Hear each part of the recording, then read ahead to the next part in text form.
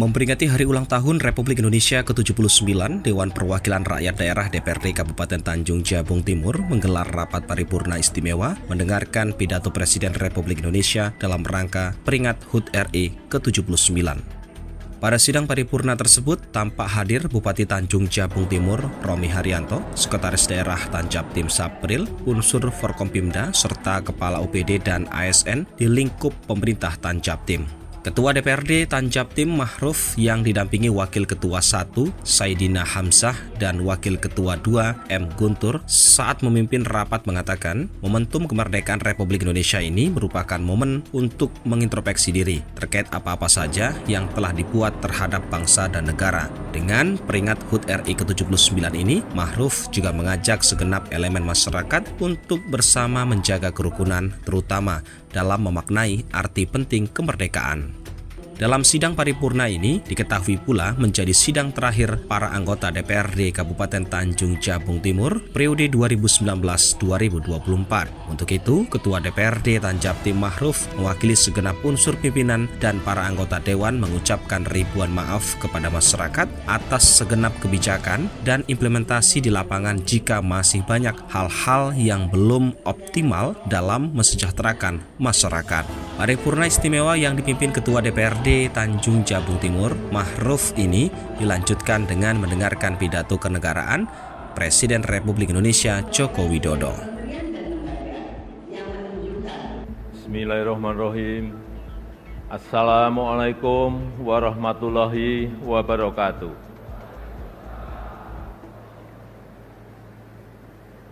Selamat pagi, salam sejahtera bagi kita semuanya. Shalom, Om Swastiastu, Namo Buddhaya, salam kebajikan. Yang saya hormati Wakil Presiden Republik Indonesia, Bapak Profesor Dr. Kiai Haji Ma'ruf Amin, beserta Ibu Hajah Wuri Ma'ruf Amin. Yang saya hormati Ketua, para Wakil Ketua, dan para anggota Majelis Permusyawaratan Rakyat Republik Indonesia. Yang saya hormati Ketua, para Wakil Ketua, dan para anggota Dewan Perwakilan Rakyat Republik Indonesia. Yang saya hormati Ketua, para Wakil Ketua, dan para anggota Dewan Perwakilan Daerah Republik Indonesia. Yang saya hormati Ketua, para Wakil Ketua, dan para anggota lembaga-lembaga negara. Yang saya hormati Bapak Jenderal TNI Purnawirawan Tri Sutrisno. Yang saya hormati Bapak Haji Muhammad Yusuf Kalla. Yang saya hormati Ibu Soraya Hamzahas. Yang saya hormati Yang mulia para duta besar negara-negara sahabat dan para pimpinan perwakilan badan dan organisasi internasional. Yang saya hormati para Menteri Kabinet Indonesia Maju, Jaksa Agung, Panglima TNI, Kapolri, dan Kabin. Yang saya hormati para Ketua Umum Partai Politik, Bapak Ibu, Saudara-saudara sebangsa dan setanah air, para hadirin dan undangan yang saya muliakan. Tahun ini genap 10 tahun saya menjabat sebagai Presiden Republik Indonesia. Dan genap 5 tahun Bapak Profesor Kiai Haji Ma'ruf Amin menjabat sebagai Wakil Presiden Republik Indonesia. Sebuah tanggung jawab dan kepercayaan besar yang tidak pernah kami bayangkan sebelumnya. Sebuah mandat dan amanah besar yang tidak pernah kami pikirkan sebelumnya. Sejak hari pertama saya menerima amanah ini, saya sangat menyadari akan ada banyak gelombang yang harus dihadapi. Akan banyak tantangan yang harus diselesaikan. Tapi Sedari awal, saya juga yakin dan sangat percaya bahwa saya tidak sendirian. Ada cita-cita dan harapan masyarakat. Ada dukungan dan doa dari rakyat yang selalu mengiringi dan menguatkan. Senyum, sapa, dan doa Bapak, Ibu, dan saudara-saudara sebangsa setanah air semua adalah sumber kekuatan saya, dan hari ini 16 Agustus 2024 di momen terakhir saya dan Profesor Kiai Haji Ma'ruf Amin berdiri di sini. Izinkan kami menyampaikan terima kasih yang tulus, terima kasih yang sebesar-besarnya kepada Bapak Ibu semua, kepada seluruh rakyat Indonesia dimanapun berada, yang selama 10 tahun ini telah dengan kuat bersama-sama melintasi tantangan demi tantangan, menapaki langkah demi langkah, dan menghadapi terjadinya perubahan demi perubahan. Sehingga kita sebagai sebuah bangsa yang besar bisa sampai pada titik ini. Titik yang bisa menjadi titik lontar untuk menggapai kemajuan bersama di masa yang akan datang. Alhamdulillah, selama 10 tahun ini kita telah mampu membangun sebuah fondasi dan peradaban baru dengan pembangunan yang Indonesia sentris. Membangun dari pinggiran, membangun dari desa, membangun dari daerah terluar, sehingga sampai saat ini kita telah membangun 366.000 km jalan desa, 1,9 juta meter jembatan desa, 2.700 km jalan tol baru, 6.000 km jalan nasional, 50 pelabuhan dan bandara baru, serta 43 bendungan baru dan 1,1 juta hektar jaringan irigasi baru.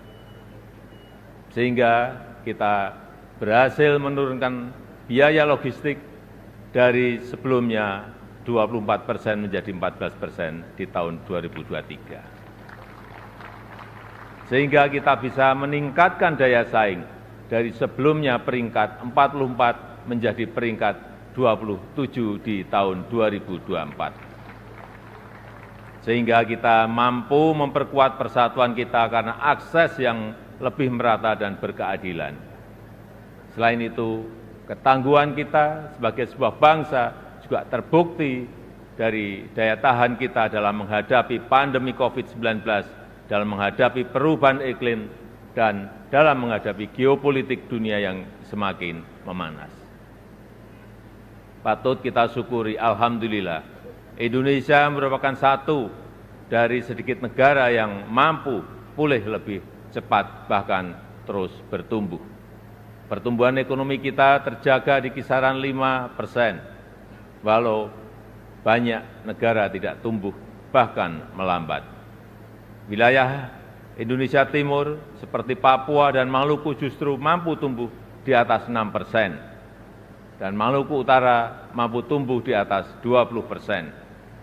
Inflasi juga terkendali di kisaran 2–3%, saat banyak negara mengalami kenaikan yang luar biasa, bahkan ada yang mencapai lebih dari 200%. Angka kemiskinan ekstrem mampu kita turunkan dari sebelumnya 6,1% menjadi 0,8% di tahun 2024. Angka stunting juga mampu kita kurangi dari sebelumnya 37% menjadi 21,5% di tahun 2023. Dan tingkat pengangguran juga mampu kita tekan dari sebelumnya 5,7% menjadi 4,8% di tahun 2024. Upaya perlindungan bagi masyarakat ekonomi bawah juga telah memberi manfaat luas bagi masyarakat. 361 triliun rupiah anggaran Kartu Indonesia Sehat selama 10 tahun ini telah digunakan untuk membiayai layanan kesehatan lebih dari 92 juta peserta JKN per tahunnya, mulai dari usia dini sampai lansia yang tersebar di seluruh Indonesia. 113 triliun rupiah anggaran Kartu Indonesia Pintar selama 10 tahun ini telah digunakan untuk pendidikan lebih dari 20 juta siswa per tahun mulai dari SD sampai SMA, SMK di seluruh tanah air Indonesia. 225 triliun rupiah anggaran program Keluarga Harapan selama 10 tahun telah dimanfaatkan untuk meningkatkan ekonomi sekitar 10 juta keluarga kurang mampu per tahunnya. Dan 60,3 triliun rupiah anggaran prakerja selama 5 tahun telah dimanfaatkan untuk menambah keahlian 18,8 juta pekerja yang tersebar di seluruh tanah air Indonesia. Ini adalah pembangunan yang kita cita-citakan bersama, pembangunan yang menyentuh semua lapisan masyarakat, pembangunan yang memberi dampak bagi masyarakat luas, dan pembangunan yang membuka peluang untuk tumbuh bersama-sama. Bapak, Ibu, saudara-saudara sebangsa dan setanah air, di sisi lain kita juga telah mengambil langkah besar untuk meningkatkan produktivitas dan nilai tambah dengan tidak lagi mengekspor bahan mentah, tapi mengolahnya dulu di dalam negeri. Walau banyak negara lain yang menggugat, menentang, bahkan berusaha menggagalkan, tapi kita sebagai sebuah bangsa yang berdaulat, sebagai bangsa yang besar, kita tidak goyah bahkan terus maju untuk melangkah. Dimulai dari nikel, boksit, dan tembaga yang akan dilanjutkan dengan timah, serta sektor potensial lainnya seperti perkebunan, pertanian, dan kelautan. Alhamdulillah, sampai saat ini telah terbangun smelter dan industri pengolahan untuk nikel, boksit, dan tembaga yang membuka lebih dari 200.000 lapangan kerja dan meningkatkan pendapatan negara lebih dari 158 triliun rupiah selama 8 tahun ini. Kita ingin kekayaan yang ada di negeri ini, anugerah Allah Subhanahu wa Ta'ala untuk negeri ini dapat dikelola sebesar-besarnya untuk kepentingan rakyat, dapat dimanfaatkan semaksimalnya untuk kesejahteraan rakyat. Oleh sebab itu, kita juga telah mengambil aset kita kembali yang selama puluhan tahun dikelola oleh pihak asing, yang selama puluhan tahun diambil manfaat besarnya oleh pihak asing, seperti Freeport, Blok Rokan, dan Newmont. Alhamdulillah, semuanya itu bisa kita ambil alih kembali. Selain itu, di saat dunia mulai mengarahkan masa depannya ke ekonomi hijau, Indonesia juga tidak ingin kehilangan momentum ini, karena Indonesia memiliki potensi besar di sektor energi hijau, yaitu sekitar kurang lebih 3.600 gigawatt, baik dari energi air, angin, matahari, panas bumi, gelombang laut, dan bioenergi. Sehingga kita terus konsisten mengambil bagian dalam langkah dunia melakukan transisi energi secara hati-hati dan bertahap, karena transisi energi yang ingin kita wujudkan adalah transisi energi yang berkeadilan, yang terjangkau dan mudah diakses bagi masyarakat. Di sektor teknologi dan digitalisasi, kita juga patut bersyukur untuk pertama kalinya kita memiliki INA Digital, sebuah digitalisasi layanan pemerintah yang terintegrasi untuk mempercepat dan mempermudah layanan bagi masyarakat. Cakupan elektrifikasi terus kita perluas hingga mencapai 99% di tahun 2024 tahun ini. Demikian juga dengan cakupan internet yang terus kita tingkatkan hingga mencapai 79% di tahun 2024. Ini akan menjadi ekosistem yang baik untuk mendorong digitalisasi UMKM dan pengembangan startup Indonesia, sehingga akan melahirkan semakin banyak entrepreneur muda yang berkualitas di negeri ini. Dukungan produk dalam negeri juga kita berikan perhatian khusus dengan memprioritaskan belanja APBN, APBD, dan BUMN untuk produk-produk dalam negeri. Karena kita ingin apa yang berasal dari rakyat dapat kembali ke rakyat dan bermanfaat maksimal untuk rakyat. Di bidang hukum, kita juga patut bersyukur setelah 79 tahun merdeka, akhirnya kita memiliki kitab undang-undang hukum pidana yang baru. Sebagai upaya memodernisasi hukum Indonesia, serta Undang-Undang Cipta Kerja yang merevisi 80 undang-undang dan 1.200 pasal. Sebagai upaya untuk menderegulasi peraturan yang tumpang tindih. Kita juga sudah memiliki undang-undang tindak pidana kekerasan seksual untuk memberikan perlindungan yang nyata, yang kuat, terutama bagi perempuan dan anak-anak. Bapak, Ibu, dan saudara-saudara sekalian sebangsa dan setanah air, ini adalah hasil kerja keras kita bersama. Ini adalah pondasi besar kita bersama. Ini adalah bukti bahwa persatuan kita, bahwa kerukunan kita, bahwa kerja keras dan kegotong royongan kita dapat membawa Indonesia melompat lebih tinggi lagi. Oleh sebab itu saya sangat menghargai, sangat mengapresiasi dukungan dan kerjasama seluruh lembaga negara dalam menopang lompatan kemajuan Indonesia. Mulai dari MPR RI yang telah berperan aktif memperkokoh ideologi negara, memperdalam rencana penyusunan pokok-pokok haluan negara dan menjaga silaturahmi antar tokoh-tokoh bangsa.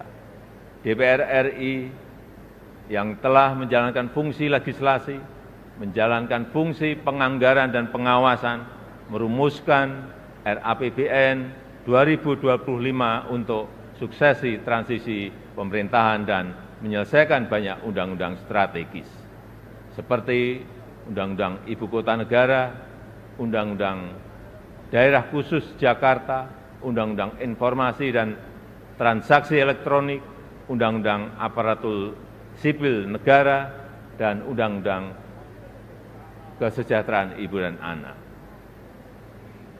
DPD RI yang terus mengawal kemandirian daerah otonom, menginisiasi inisiatif rancangan legislasi, melakukan pengawasan pelaksanaan undang-undang dan perda, serta memberi perhatian khusus terkait agraria dan pangan.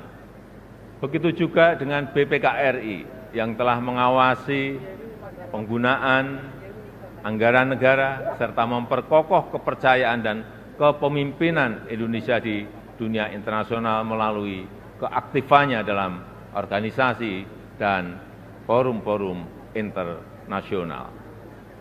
MKRI yang telah menangani lebih dari 202 perkara pengujian undang-undang dan mengadili sengketa pemilu, serta Mahkamah Agung RI beserta lembaga peradilan di bawahnya yang mengadili dan melakukan penguatan restoratif justice untuk menyelaraskan kepentingan korban dan pertanggungjawaban terdakwa tanpa melalui pemidanaan. Dan Komisi Yudisial RI yang telah berperan aktif mewujudkan hakim berintegritas dan berkualitas guna meningkatkan kepercayaan dan kepuasan masyarakat terhadap institusi kehakiman di negara kita.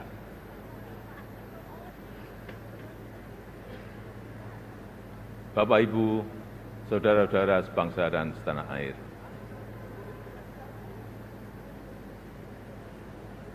sepuluh tahun bukanlah waktu yang cukup panjang untuk mengurai semua permasalahan bangsa. Saya sangat menyadari bahwa sebagai pribadi yang jauh dari kata sempurna, sebagai insan yang tumbuh dalam keterbatasan, dan sebagai manusia yang jauh dari kata istimewa, sangat mungkin ada yang luput dari pandangan saya. Sangat mungkin ada celah dari langkah-langkah yang saya ambil. Dan sangat mungkin banyak kealpaan dalam diri saya.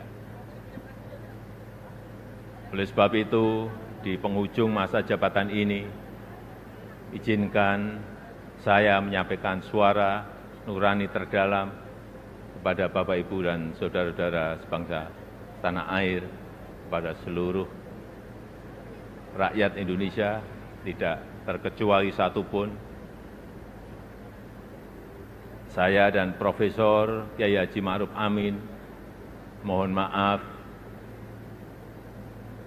maaf untuk setiap hati yang mungkin kecewa, untuk setiap harapan yang mungkin belum bisa terwujud, untuk setiap cita-cita yang mungkin belum bisa tergapai. Sekali lagi kami mohon maaf. Kami mohon maaf.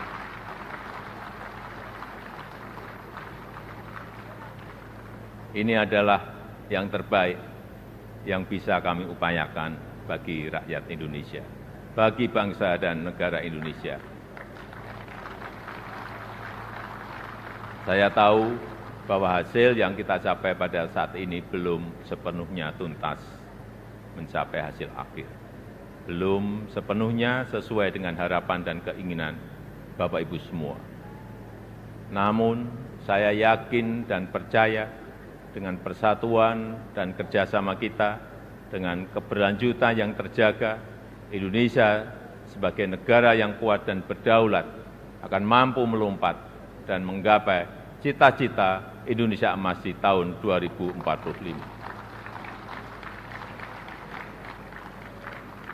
Terakhir, kepada Presiden terpilih Bapak Jenderal TNI Purnawirawan Prabowo Subianto.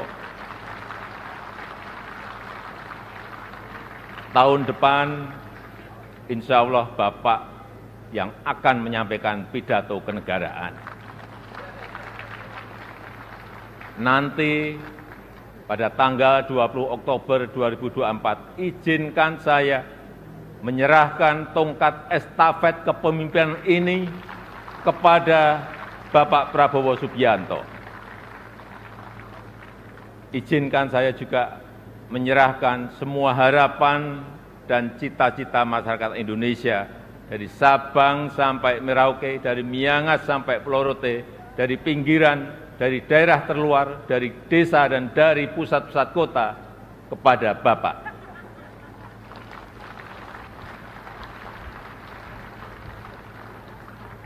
Semoga Allah SWT, Tuhan yang Maha Kuasa, senantiasa memberikan petunjuk dan kemudahan bagi bangsa Indonesia dalam kepemimpinan Presiden Prabowo Subianto pada pemerintahan periode mendatang.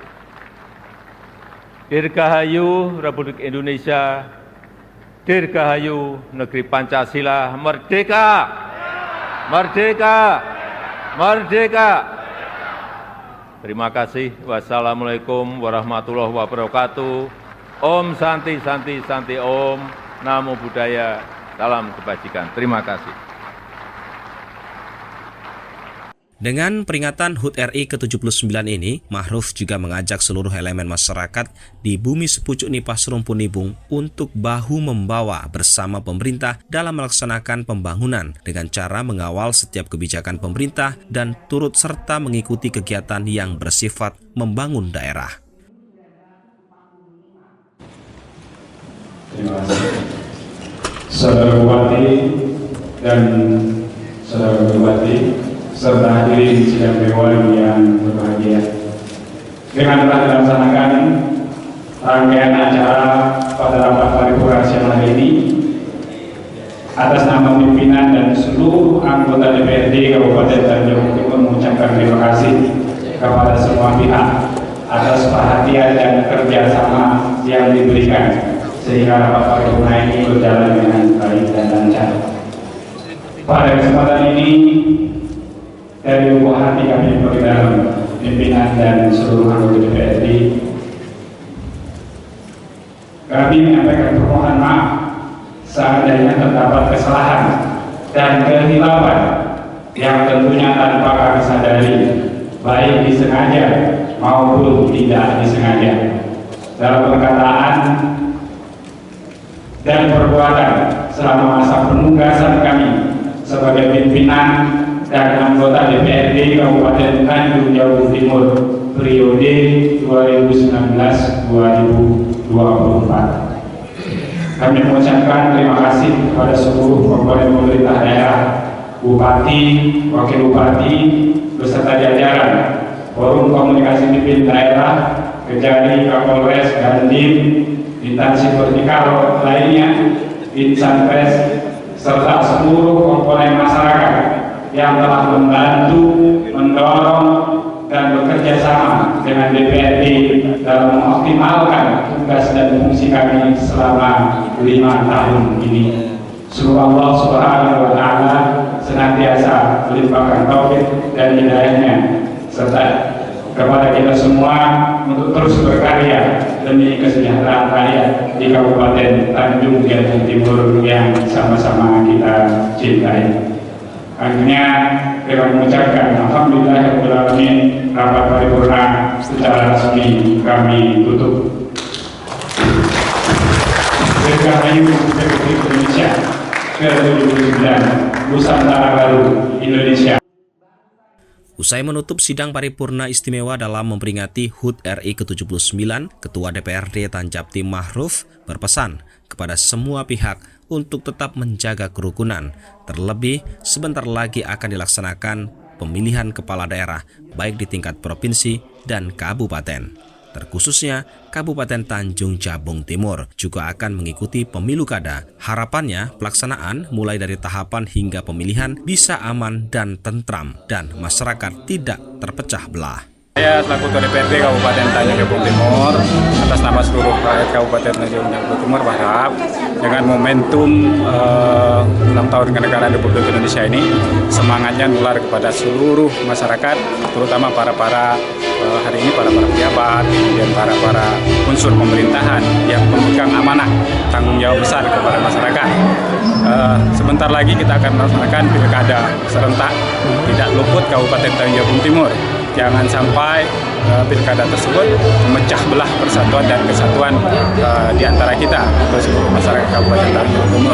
Justru jadikan momentum pilkada ini jadi tonggak berdirinya konstitusi negara, menjadi berkat, menjadi semangat, dan menjadi harapan untuk bisa memperbaiki Kabupaten Tanjung Jabung Timur ini dan lebih maju ke depan, lebih baik, lebih sejahtera seluruh masyarakat. Dengan tamunya alhamdulillah undangan-undangan juga hadir, semangatnya pasca dari COVID-19 ini sudah pulih, masyarakat sedang hadir dan gegap gempita di seluruh kabupaten terasa hari ini, baik di kecamatan-kecamatan di desa-desa terjadi kegiatan-kegiatan menyambut kemerdekaan Republik Indonesia. Dari Tanjaptim, Rawat Miral, Haji News TV, laporkan.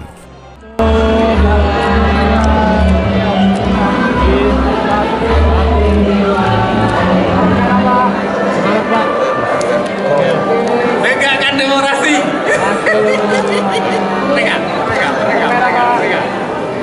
Izin Pak, 1, 2, 3. Lagi Pak, 1, 2, 3. 1, 2. Semangat Bu, ya. 1, 2. Senyum Bu, 1, 2, 3. Sip, sekali lagi senyum. 1, 2. 1, 2.